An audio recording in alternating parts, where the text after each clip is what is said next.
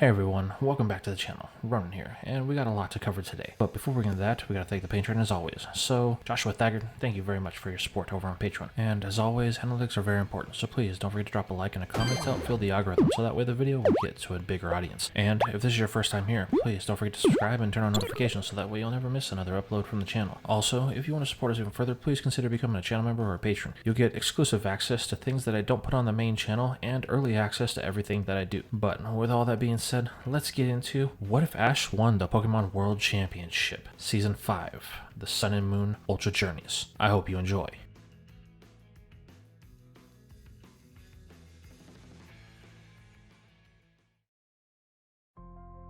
We begin today's part with the boat that brought Ash and Go to the Alola region. However, we're not following up with our heroes, rather the mysterious situations that were happening while they were enjoying their boat ride to the island chain. You see, while Ash was trying to avoid all the stardom that he had accumulated by becoming the Alolan champion, there was another that was watching from the shadows, trying to figure out the best time to make their presence known and confront the young champion. Though in reality, all this caused was mayhem and disorder for everyone on the boat. Now, you may be asking yourself, who would be so obsessed with Ash that they would be stalking the young Alolan champion from the shadows, trying to figure out the perfect time to strike? Well, it's none other than the dragon lore keeper, Zenia. The entire time, she was doing her best to keep out of sight during the boat ride, while simultaneously looking for the perfect opportunity to confront Ash in private. However, that time never came, as whenever she made a move, she always got interrupted by some of the boat security or random employees who were questioning who she was and how she got on the ship. This always forced her into a position to where she would have to retreat and hide in another section of the boat, so that way nobody would catch her and stop her from the mission that she was trying to uphold. And this is where we find Zenia, as she is currently in the process of evading Officer Jenny. The girl is doing her best to keep calm, but the truth of the matter is there's so many people on the boat that are after her that she's finding it hard to stay focused. Ash and Go left quite a while ago, and now she finds herself in quite the conundrum. If she loses track of Ash, then she'll never be able to find Kyurem. He's the only one that can track it down, and if she doesn't find it soon, then the world will be at jeopardy. This had been the sole driving force behind Zenia and all of her actions since she had left the Unova region, doing whatever she could to stay hot on the trail of the Alola champion, however, just always out of reach. And it seems once again she's going to lose sight of him. However, that's not something that she's willing to let happen, as Zenia begins to cause as much pandemonium with everyone on board as possible, so that way she can create as big a distraction as she possibly can. That way she can create an opening, which ends up being successful, forcing Officer Jenny and all of her patrol to tend to the complete and total chaos that has broken out on the deck of the ship, allowing Zenia to use one of the hatches in the lower decks to escape just off of the pier into the water. As the young girl pulls herself up on the beach, she can't help to think what a total waste of time that entire exercise was, as she listens to the crashing that is happening on the boat decks. And you may ask exactly what this distraction was that Zenia had set off.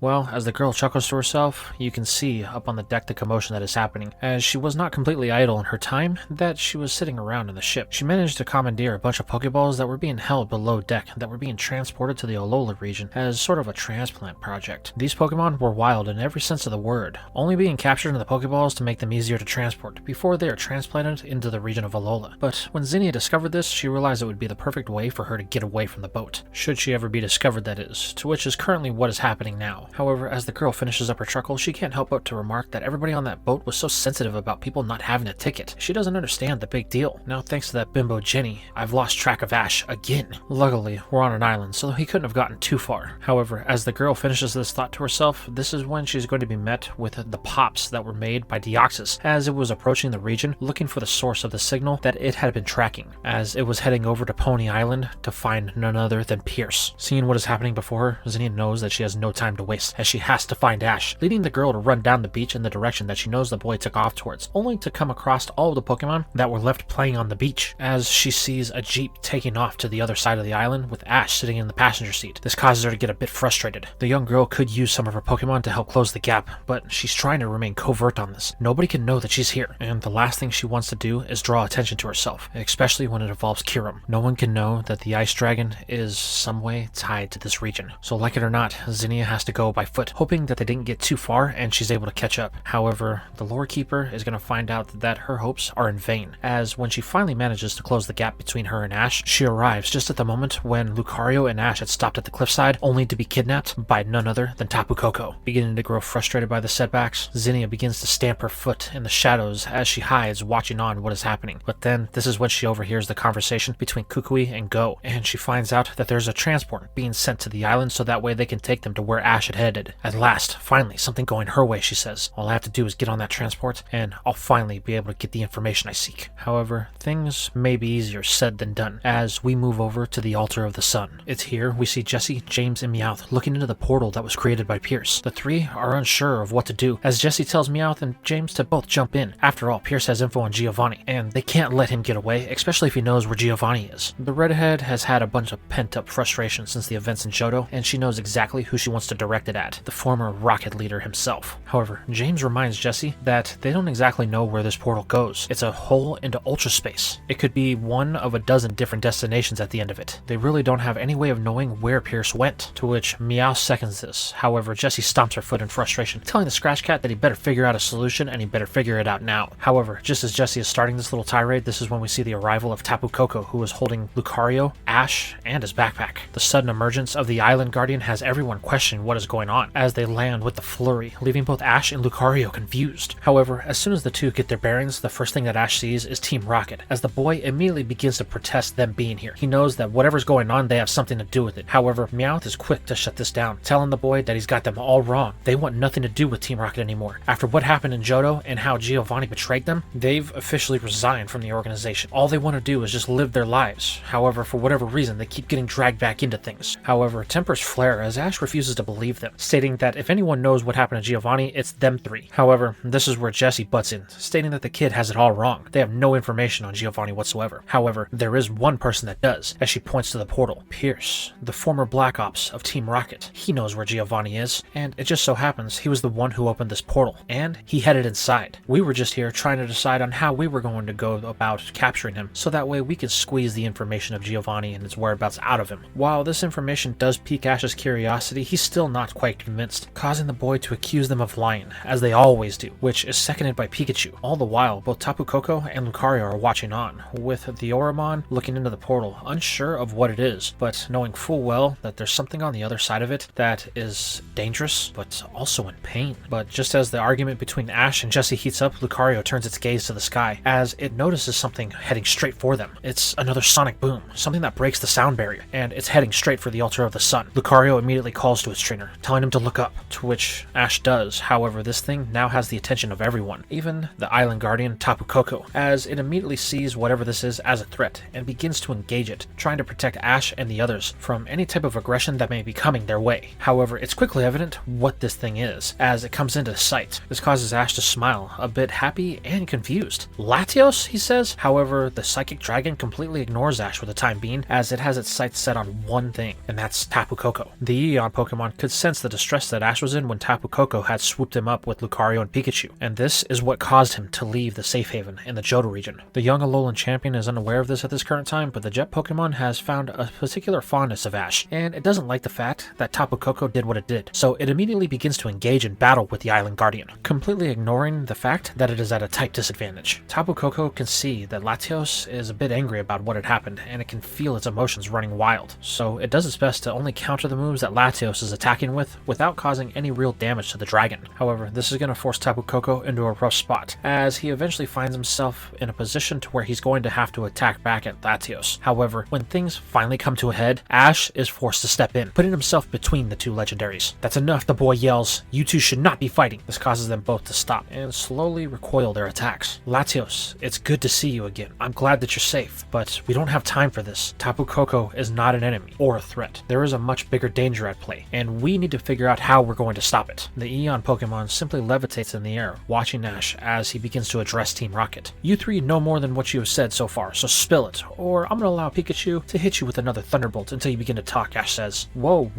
okay, Twerp, Jessie says. There's no need for such aggression. We'll gladly tell you. After all, we have nothing left to hide. This is where James begins to lay out the story, stating that they came back to Alola after everything had fallen apart in Johto. They just wanted to get away, and they figured this would be the best place for them to start over. After all, it is their home away from home. But unfortunately, their home was quickly commandeered by Pierce when he showed up. He spent a while trying to track something, which turned out to be Deoxys, using all of the technology that Team Rocket had left behind on the island. This is when we learned that Giovanni was still alive, and Pierce knew exactly where he was. However, he didn't spill the beans. And James simply ends with, that's it. That's all we know about Giovanni. However, Ash is no fool, and he knows that there was something that happened here. He knows that it was Deoxys, to which the boy questions what happened to it. This is where Meow states that Pierce had done something to Deoxys. It had begun attacking him, and there were a bunch of crystals floating around it, but Pierce managed to use them to absorb his energy, and slowly, Deoxys reverted back to the crystal form that it came from. Then, Pierce used the crystals to open this portal, and he jumped inside, taking all of them with him. Yeah, that's right, Jesse says, and then that's when you arrived, and began to make everything complicated, just as we were preparing to save the day. Right, I'm supposed to believe that. And let me guess, you also have no ambitions of stealing my Pikachu anymore, Ash questions. This immediately begins to get Jessie fired up again, as she says, look, Twerp, I don't know how many times we have to say it, but we do not work for Team Rocket anymore. While your Pikachu would be a great asset to us, personally, we have no ambition to steal it. It was only for the cause of Team Rocket. And as for you and your Pikachu, you couldn't be the farthest things from our radar at this current time. However, we do have a bone to pick with Giovanni, after costing us everything. So no matter what you decide to do, we're going, the redhead states, whether you like it or not. Ash doesn't like the feeling of this. However, the boy is stopped by Lucario. The fighting type shares a quick mental link on their aura, to which confirms that they are telling the truth, causing Ash to ease up a bit. Alright, against my better judgment, it seems like it might be in my best interest to trust you for the time being, Ash says, but I'm gonna keep my eye on you, and if you try anything funny, I won't hesitate to make sure that you get stuck wherever we end up. Listen, Twerp, you have some nerve, Jessie says. However, this is immediately stopped by Meowth, as the Scratch Cat tells her to put a sock in it. They have work to do. Jessie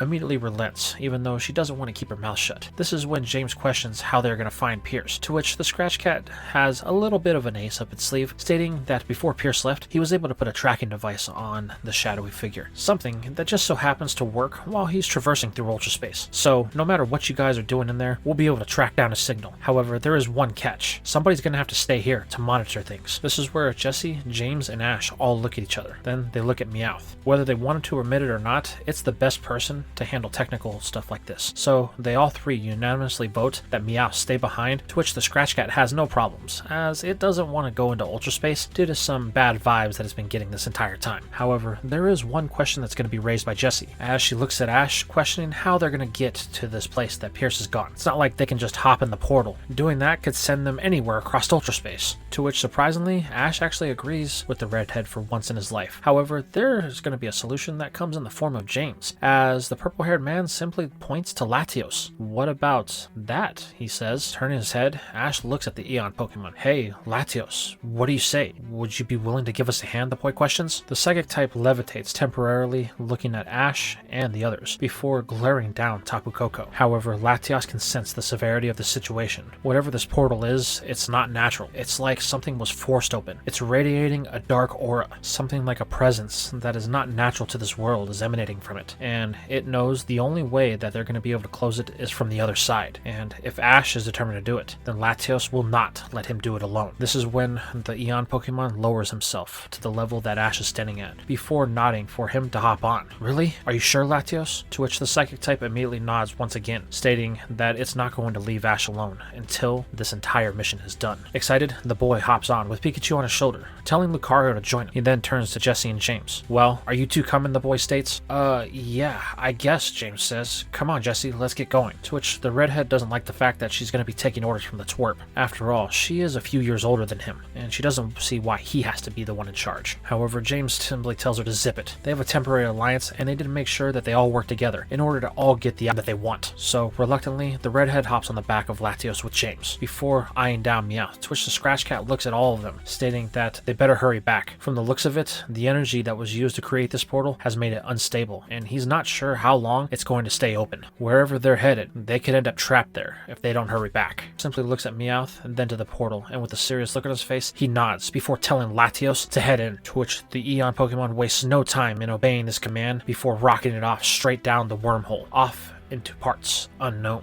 leaving Meowth standing there awkwardly before looking at Tapu Koko. Well, I guess it's just us two then, the Scratch Cat says. However, this is when the Island Guardian is going to levitate up in the air, before letting out an ear-piercing cry that echoes across the island chain of Alola.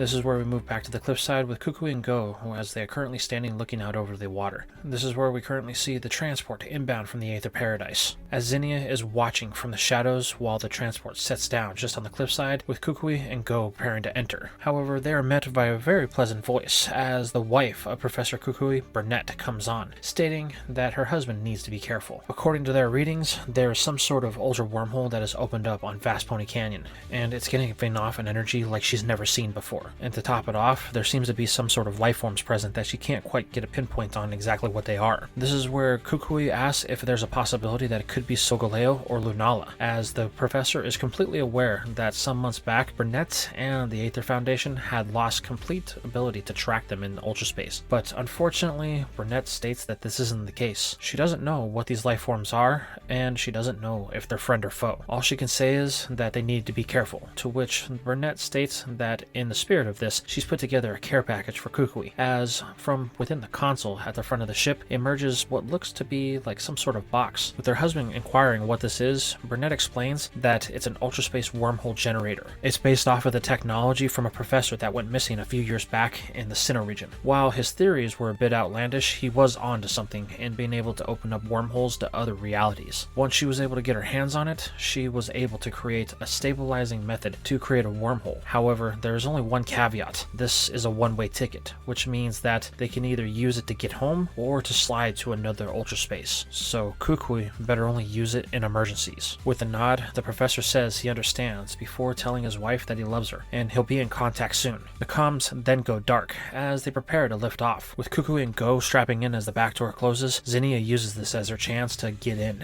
and stay out of sight. That way she can ride this free transport over to the Pony Island, so that way she can finally face off against Ash. While the airship is preparing to launch off to the island, this is where Go asks about the Pokemon that took Ash. What was it exactly? To which Kukui explains that its name was Tapu Koko, and it's one of the 4 island guardians. This is where the boy asks the professor to elaborate, to which the master of the Z crystals happily smiles, stating that he hopes the boy has time for a brief yet extensive lesson in the history of Alola. As those two zoom off to Pony Island, this is where we move over to Pierce, who is traveling through ultra space. The man seems happy that he has finally made his way back to this area. With a smile, he just free falls, as he is waiting for something to happen, to which he doesn't have to wait much longer, as one of the bands on his wrist begins to blink vibrantly, signaling that he is coming up to his destination. With that, Pierce begins to deploy a device that allows him to stop moving, before pushing a button on his watch, and it begins to vibrate at an ultrasonic frequency, to which appears to have the effects to cause the ultra space around him to distort, causing another portal to open up to a dark and desolate world. With a smile, Pierce states that he has finally made it back before jumping through the portal as it closes behind him. This is when we flash back to the last day Pierce was here. The battle that raged was one that was truly intense. Luckily, the team of Dynamax Pokemon that was given to him by Rose proved to be the difference maker. He had spent months tracking Solgaleo and Lunala across Alola, but once he had their patterns and their points of entry into this world, and combined with the info that he had stolen from the Aether Foundation, he was able to find out some really interesting results. The region of Alola is a lot more than just a land of light. It is in fact a nexus point for many realities. That is why the ultra wormholes always open up here so frequently. Their reality meets with an invisible barrier that connects all other realities across time and space. But according to the research that they had gotten from the Aether Foundation, it wasn't always like this. About 20,000 years in the past, something happened that caused the axis of the world to shift. There was a massive surge of energy, and during this time, the first portal in Alola opened up. According to some ancient writings that the Foundation had uncovered at the altar of the moon, a 6-legged beast of platinum and gray was the progenitor of this portal. It appeared that a meteor was falling to the island chain and threatened all life, but this beast opened the portal to swallow the rock and save it. However, little did it know on that day, it had unknowingly opened a door that would never truly close, as it blurred the lines between this reality and all of the others across existence, where Alola actually sits. That's why it's been theorized that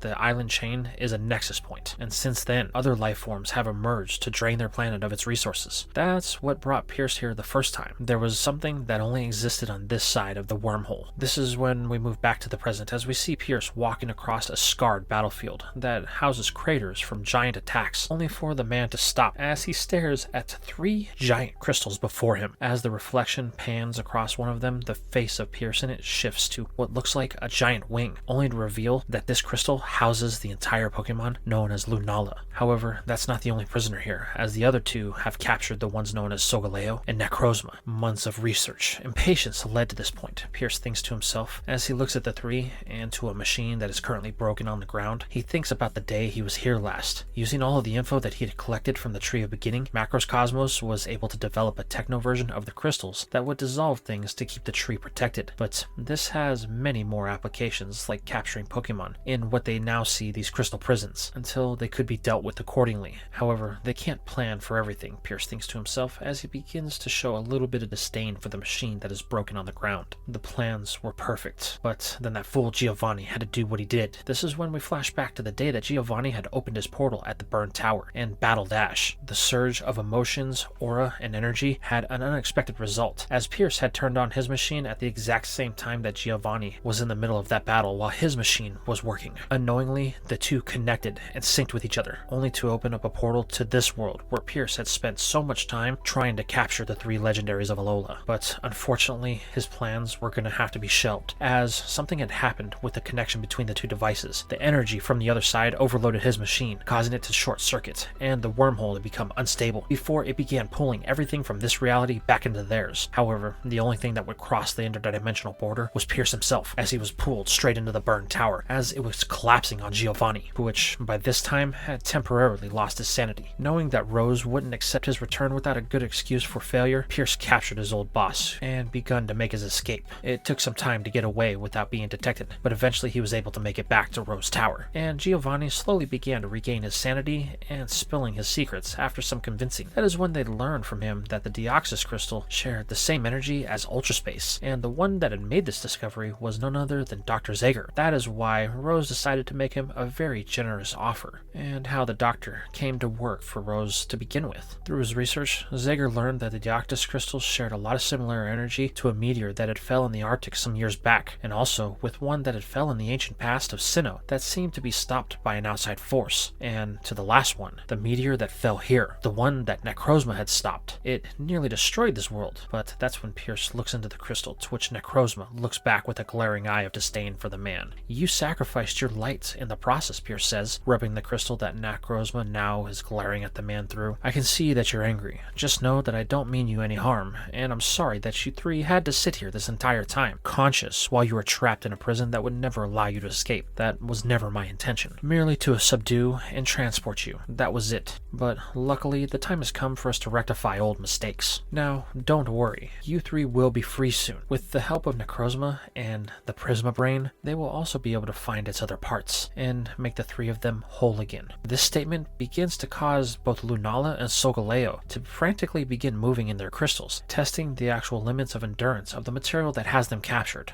But unfortunately for them, it's no use, as they quickly tire out before the crystals stop moving and everything settles down. Oh, don't worry, Solgaleo and Lunala, you will be coming with me. According to Zager, the reason Necrozma can absorb you two is because the three of you were once all the same, and the only reason you guys look the way you do now is because of the exposure to Ultraspace while still living in the reality that I am from. Now, if you'll excuse me, I have work to do, Pierce says, before turning to the machine, rummaging through the pieces that are now shattered on the floor, trying to salvage whatever he can from it. This is where we shift back over to Ash and his companions, including Pikachu, Latios, Lucario, and Team Rocket's Jesse and James, as they navigate the surreal and otherworldly landscape of the Ultra Wormhole. The air is thick with tension as they approach the end of the wormhole, the boy's voice cutting through the silence as he questions Latios about their approximate time to exit. Latios, ever perceptive, nods in confirmation, its sleek blue form gliding effortlessly through the swirling void. As they emerge on the other side, the group is immediately struck by the sight before them, a vast world illuminated by the eerie glow of three massive crystals that seem to pulse with an otherworldly energy. The crystals dominate the landscape, their presence both awe-inspiring and unsettling. However, Ash is gripped by a strange sense of deja vu. The surroundings feel hauntingly familiar, though he can't quite place why. His unease grows as Jesse and James begin to bicker over which path to take, their voices echoing in the oppressive silence. Ash quickly silences them,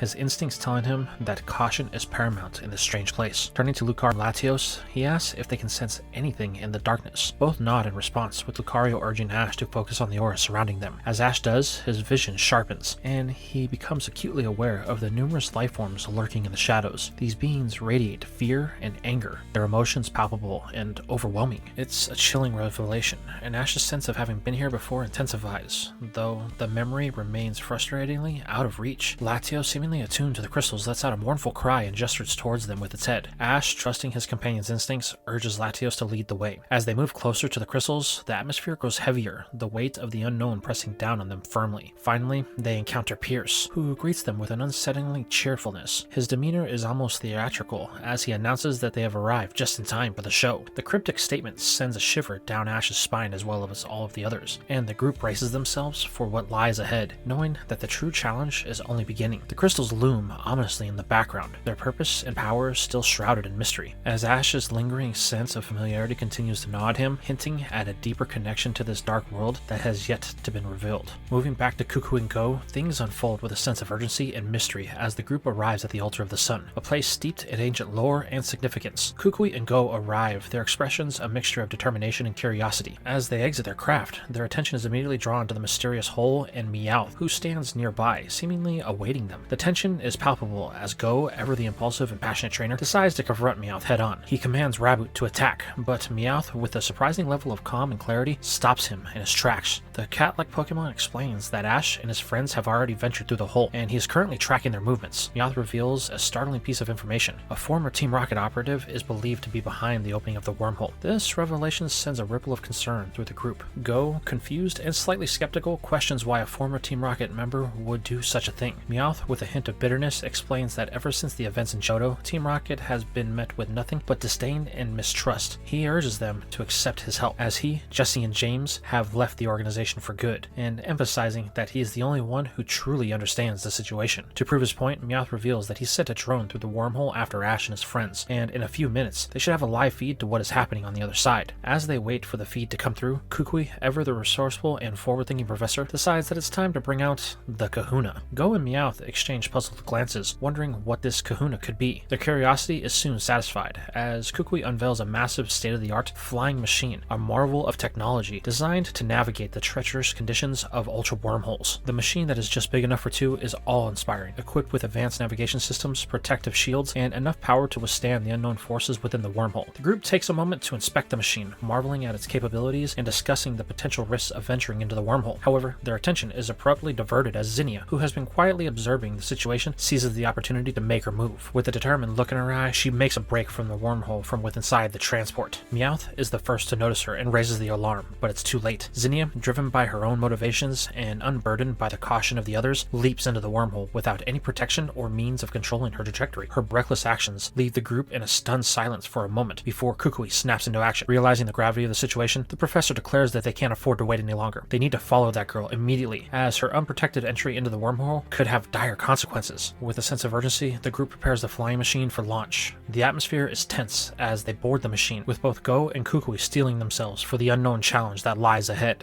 As the machine powers up and begins its ascent, the group exchanges determined glances. They know that they are about to embark on a journey into the unknown, with no guarantee of what they will find on the other side. The wormhole looms before them, a swirling vortex of energy and mystery. As the flying machine accelerates towards it, with a final burst of speed, they plunge into the wormhole, leaving a familiar world behind as they chase after Zenia and the secrets that lie within the void. On the other side of the wormhole, the tension in the air is palpable as Ash and Pierce face off, with the stakes higher than ever. Ash tells Pierce that he needs to stop. He's all alone, and there's no way he can take on all of them at once. However, with a sinister smirk, Pierce reveals that Ash's assumption about being alone is gravely mistaken. Lucario, sensing the presence of countless beings closing in around them, alerts Ash to the danger. The once quiet battlefield is now alive with movement, as the true extent of Pierce's plan becomes clear. The nanotech, which Ash had not yet begun to understand, is far more advanced and dangerous than Pierce initially led on. It's not just a tool for control, it's a weapon capable of infecting and manipulating living beings, twisting them into pawns for Pierce's schemes. As the reality of the situation sinks in, Ash's mind races. The familiarity of this place suddenly clicks into place. This is not just any battlefield, it's a location that is tied to the legendary Pokémon, Lunala, Solgaleo, and Necrozma. Pierce coldly explains that he used the infected Naganadel and Poipole of this world to capture those powerful beings, imprisoning them until they could be transported for his nefarious purposes. But now, with Ash and his friends standing in his way, Pierce decides that it's time to use the infected Ultra Beasts one last time, commanding them to attack without mercy. empty. This is when it finally clicks for our young champion who's in the crystals that stand before them as the battle erupts into chaos. Ash, Latios, and Lucario are immediately overwhelmed by the sheer number of the infected Poipole. Despite the dire situation, Ash refuses to fight back with full force. He shouts to Latios and Lucario, urging them not to harm the Poipole and Naganadel. They are not acting of their own will. They're being controlled, and Ash knows there has to be a way to free them from the Nanotech's grip, but the odds are stacked against them. The Poipole swarm relentlessly. Their number is seemingly endless, and Ash's team is being pushed to their limits. Above the battlefield, the most intense battle is taking place. Naganadel engages with Latios in a fierce aerial duel. Ash rides on Latios' back, struggling to keep his balance as the two powerful Pokemon clash. The force of their attacks sending shockwaves throughout the air, and in this chaos, Ash is thrown from Latios' back. His backpack tears open as he falls, and Lucario leaps into action, catching him just in time, but the damage is done. The backpack,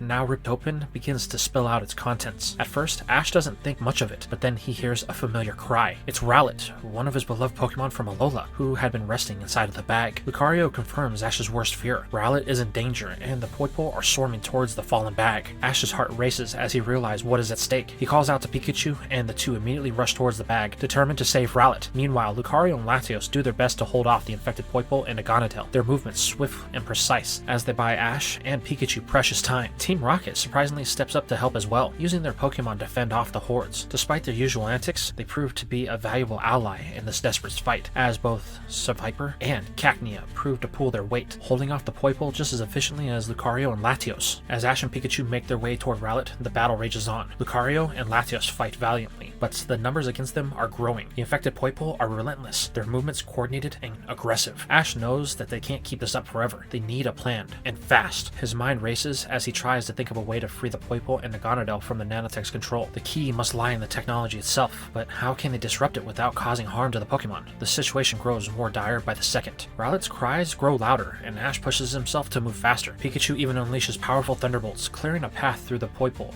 but more quickly take their place. Ash's determination burns brighter than ever. He won't let Pierce win or harm come to Rowlet, and he won't let these Pokemon suffer any longer. The battle is far from over, and Ash knows that the fate of not just his team, but the entire Ultra Beast population of this planet hangs in the balance. However, things seem to continue to be chaotic, with Ash struggling to navigate his way through the overwhelming swarm of Poipole. The once lifeless planet that had been revived by the light of Necrozma has caused the Poipole's population to explode, and their numbers seem endless. Ash is doing his best to fight his way through, using Pikachu to unleash thunderbolts and quick attacks, but the sheer volume of the Poipole is too much. They swarm around him, their tiny bodies darting and weaving, make it nearly impossible for Ash to gain any type of ground. Pikachu is doing its best, but even its powerful attacks are only momentarily slowing down the horde. Meanwhile, Rowlet, now fully awake, is caught in the middle of the chaos. The poor bird Pokemon is taking a comedic yet brutal beating from the Poipole. They trample over it, headbutt it in the gut, and even knock the Everstone that it always carries in its mouth out. This sends Rowlet into a panic, as the Everstone is crucial to its identity and comfort. The bird Pokemon frantically searches for the stone, dodging and weaving through the Poipole, pecking and flapping its wings to fend them off. Its usually carefree demeanor is replaced by sheer determination as it battles through the crowd, laser focused on retrieving its precious Everstone. After a frantic search, Rowlet finally spots the Everstone and makes a beeline for it. Just as it's about to grab the stone and swallow it again, a mischievous Poipole swoops in and kicks the Everstone away, sending it skidding across the ground. Rowlet lets out an exasperated hoot as it charges after it, forced to fight through the crowd once more. The Poipole seem to be toying with the bird, adding to the comedic yet tense atmosphere as the little owl Pokemon struggles to reclaim its prized possession. Back with Ash, the situation is dire. He's completely surrounded and the Poipole are closing in. Pikachu is exhausted, and Ash is starting to feel the weight of the situation. He can't seem to make any progress towards Rowlet, who is still seemingly searching for its Everstone. Just as the crowd of Poipole is about to overwhelm him, a sudden gust of wind blows through the area. Ash looks up to see a mysterious girl swooping inland on the back of her Mega Salamence. The powerful dragon roars, scattering some of the Poipole and creating a brief opening. The girl reaches down and grabs Ash's arm before pulling him onto the back of her Mega Salamence, just as the Poipole swarm closes in. Ash barely has time to catch his breath before the girl starts spouting cryptic questions about Kyurem, the legendary dragon Pokemon. She's frantic, her words tumbling out in a rush as she demands to know where Kyurem is. Ash is confused and overwhelmed, trying to process everything that is happening. The girl insists that finding Kyurem is crucial and that time is running out, but Ash has no idea what she is talking about or how it connects to the current current situation. The tension escalates dramatically as Ash, still reeling from the chaos, struggles to process the stranger's cryptic warnings about the legendary Pokemon and the impeding danger. His focus, however, remains squarely on Rowlet, who is under attack by the hostile crowd. The cries of his beloved Pokemon pierce through the noise, and Ash's protective instincts kick into overdrive. Despite this girl's urgent pleas to find Kyurem, Ash dismisses her concerns, declaring that Rowlet's safety is his only priority. This moment highlights Ash's unwavering loyalty to his Pokemon, even in the face of world-ending threats. As the situation grows more dire, Rowlet's sudden silence sends Ash into a panic frenzy. The thought of losing his Pokemon pushes him to the brink, and his resolves to take drastic action. With Pikachu by his side, Ash leaps from the back of Zenia's Mega Salamence, plunging into the chaotic crowd below. Determined to end the conflict, Ash prepares to unleash a Z-move. However, the overwhelming numbers of Poipole and the chaos of the battlefield make it nearly impossible for Ash and Pikachu to focus. Just as they are about to be overrun, this is when Kukui and Go arrive with their Pokemon, Raboot and Incineroar, turning the tide of the battle. The two starters clear a path, giving Ash and Pikachu the opening they need to execute their Z-move. The resulting explosion of energy takes out a significant portion of the Poipole, but the victory is short-lived. The dazzling rainbow aura of the Z-move inevitably draws the attention of the remaining Poipole, as well as Team Rocket, Lucario, and Latios, who are still locked in their own skirmishes nearby. Meanwhile, Zenia, realizing the gravity of the situation, actually looks at the crystals, and seeing Necrozma is one of the captives inside, spots the reason for the frenzied attack below, and decides to break away from the group to confront the source directly. She knows that if Pierce succeeds in transporting the legendary Pokemon through the portal, the consequences will be catastrophic. As she races towards him on Mega Salamence, she sees that Pierce is on the verge of completing his plan. The portal has opened, finally stabilizing, revealing on the other side Dr. Zyger. Zenia urges Salamence to fly faster, but it's too late. With a triumphant smirk, Pierce activates the teleportation device, disappearing through the portal with the captured legendaries. The portal closes just as Zenia reaches it, leaving her stranded and filled with dread. She knows that Pierce now possesses everything he needs to locate and assemble the rest of the Eternal Dragon, a being of unimaginable power, capable of bringing about total destruction. The weight of this realization hits her hard,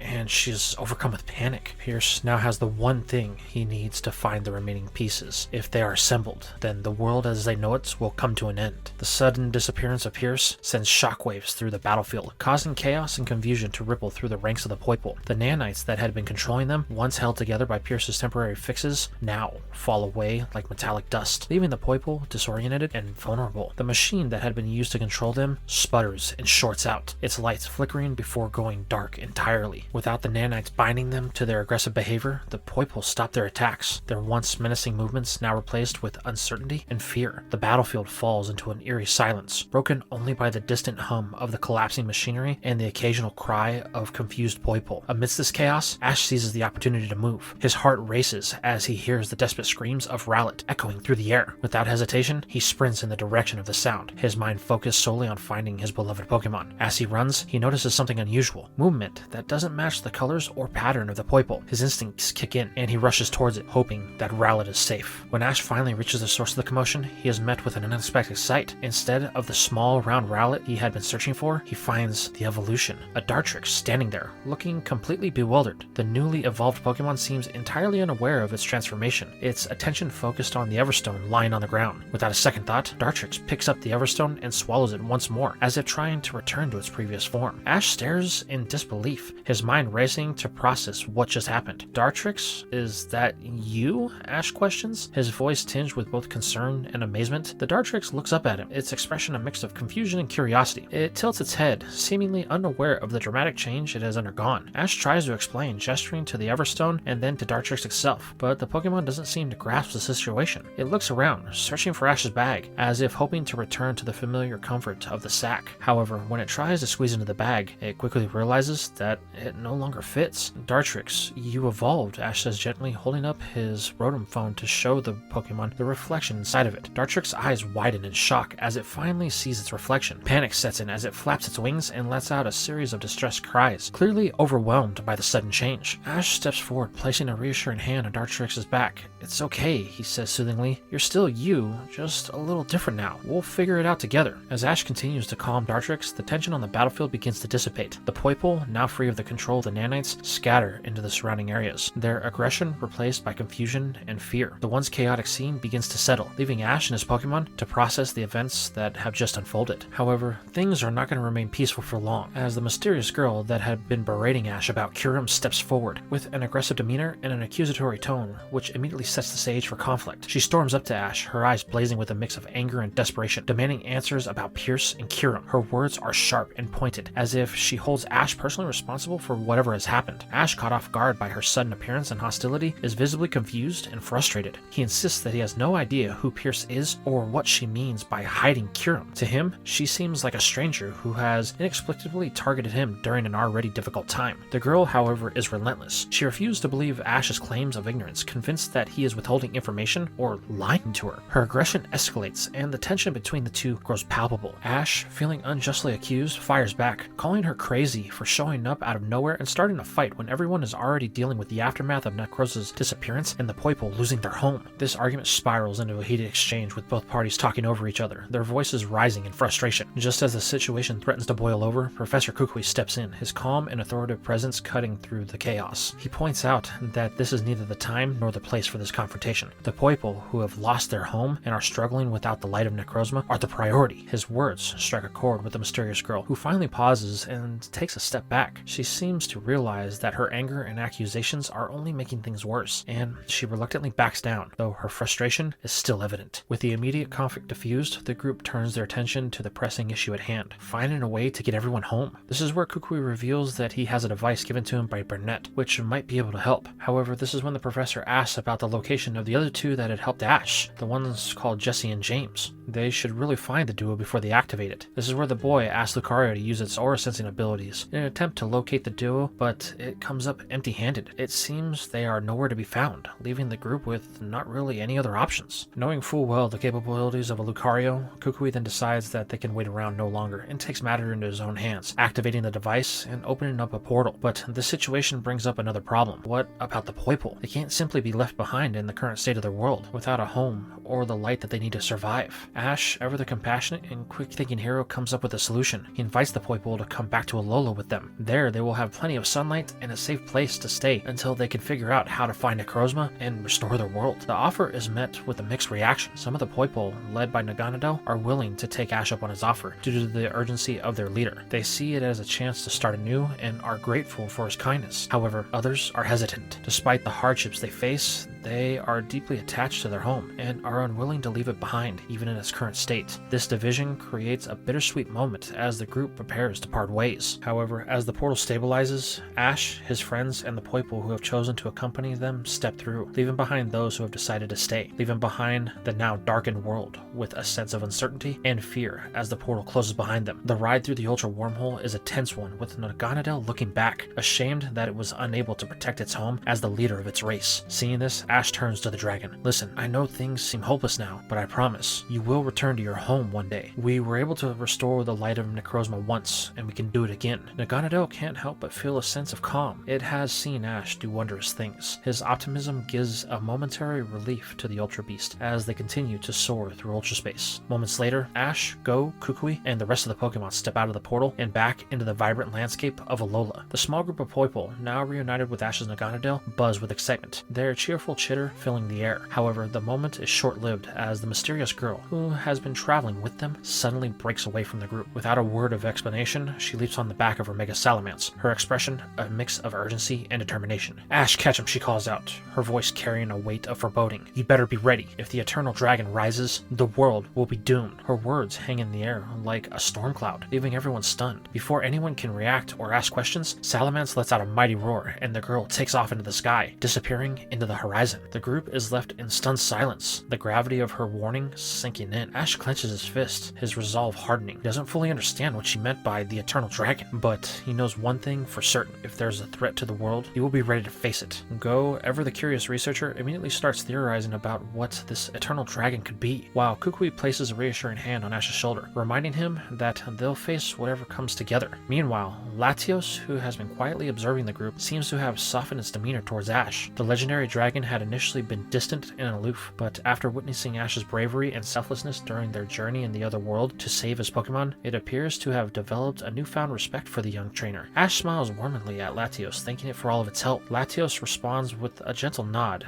its crimson eyes reflecting a sense of camaraderie. However, instead of sticking around, Latios suddenly takes off into the sky, leaving the group in awe and confusion. What was that about? Go wonders aloud, scratching his head. Ash shrugs, his trademark optimism shining through. through? I don't know, but I'm sure Latios has its reasons. Maybe it's got its own mission to take care of. Kukui chuckles at Ash's unwavering positivity, though he can't help but feel a lingering sense of curiosity about the legendary Pokemon's sudden departure. As the group begins to settle back into the rhythms of life, Ash realizes that there's another matter that he needs to address. Meowth. The Rocket member had been unusually quiet since the return, as it had noticed that Jessie and James are nowhere to be seen. With a heavy heart, Ash approaches Meowth, who is sitting alone, staring out at the sky. The usually talkative and mischievous Pokemon is uncharacteristically somber, its ears drooping and its tail limp. Meowth, Ash begins gently. I don't know how to tell you this, but Jessie and James, they're gone. They disappeared back in Ultra Space. Lucario tried to find them, but it couldn't sense their aura anywhere. Meowth's eyes widen in shock, and for a moment it looks as if though its world has come crashing down. The bond between Meowth and its human companions, though often overshadowed by their comedic antics, runs deep. Meowth's voice trembles as it speaks. They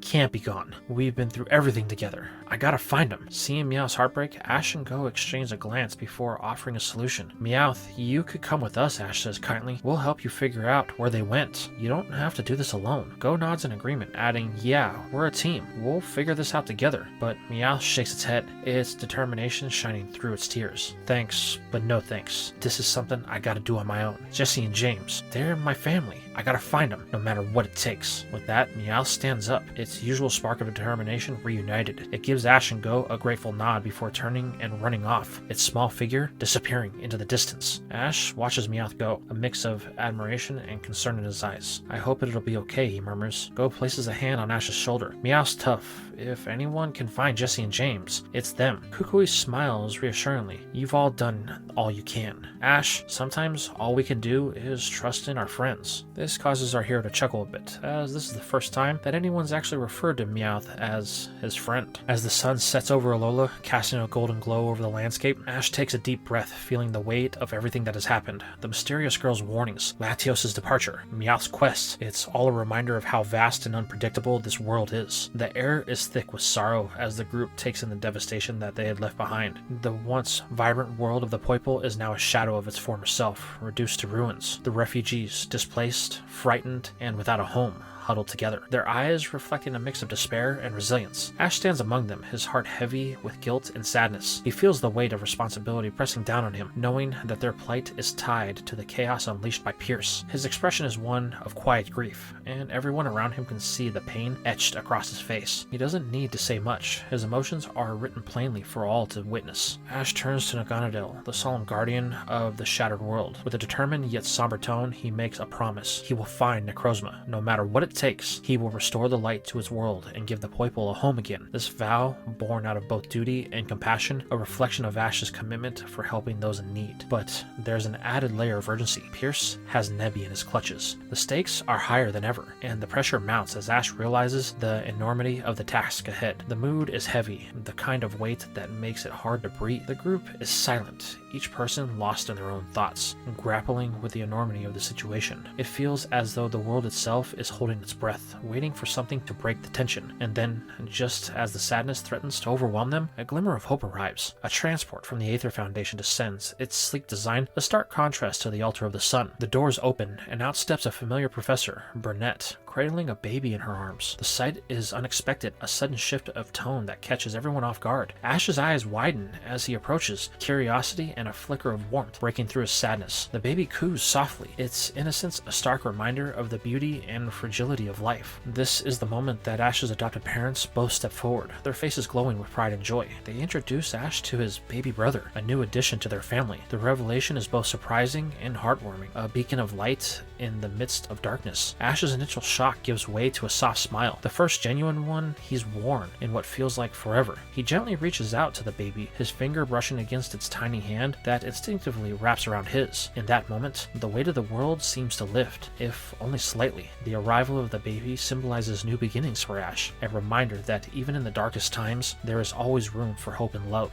It's a high note in an otherwise somber symphony, a moment of connection and joy that strengthens Ash's resolve. He knows the road ahead will be a difficult one, but with his family by his side, both old and new, he feels a renewed sense of purpose. As the group gathers around, the atmosphere shifts from one of despair to cautious optimism. Ash's smile lingers, a quiet promise to himself and those around him that he will fight for a better future. The moment is a turning point, a reminder that even in the face of overwhelming loss, there is always something worth fighting for. As our heroes prepare for the unknown road ahead, we swap over to a high-tech laboratory located beneath Rose Tower, a symbol of corporate power and technological advancement in the Galar region. The lab is a stark, sterile environment filled with advanced machinery, glowing monitors, and containment units that house the legendary Pokémon of the Alola region. These legendary beings, known for their immense power and connection to the cosmos, are held in stasis, their energy seemingly harnessed for some grand, mysterious purpose. The atmosphere is tense, with the hum of the machinery filling the air as scientists and technicians work diligently. Dr. Zager, the brilliant but morally ambiguous scientist, stands at the center of the operation. His expertise in Pokemon biology and energy manipulation unparalleled, and he is the driving force behind the project. Beside him is Pierce. The two are focused on a critical procedure, reducing Necrozma, the mysterious and powerful Pokemon known as the Prism Pokemon, to its core essence, a cerebral crystal. This crystal, referred to by Zager as the Prism Brain, is believed to be the key to unlocking unimaginable power. Pierce, however, is doubtful. He voices his concern, wondering aloud if this experiment will truly yield the results they seek. Before Zager can respond, Chairman Rose, the wealthy and influential head of the Macros Cosmos organization, enters the lab. His presence commands immediate attention, as his demeanor is one of impatience and frustration. Rose has invested heavily into this project, pouring vast resources into the research and development of what he believes to be a revolutionary. However, months of delays and setbacks have left him on the edge. He makes it clear that he expects results immediately. It had better work, he growls, his voice laced with irritation. I've wasted a fortune on this project, and I won't tolerate any more excuses. Zager, ever the calm and collected scientist, attempts to reassure Rose. He explains that they are on the verge of a breakthrough, and that they will soon have the location of the final pieces of their puzzle. As the doctor speaks, a large holographic map flickers to life, displaying the planet's regions in vivid detail. Lights begin to flash on the map, indicating the locations of key energy signatures. Two of these lights are in the Galar region, which Rose immediately recognizes as their current location. The other two lights, however, are in the Unova region. Zager identifies these signals as belonging to Zekrom and Reshiram, the twin dragons of Unova, who have seemingly returned to their home region after their disappearance when they were attacked by plasma. With the mental tracking system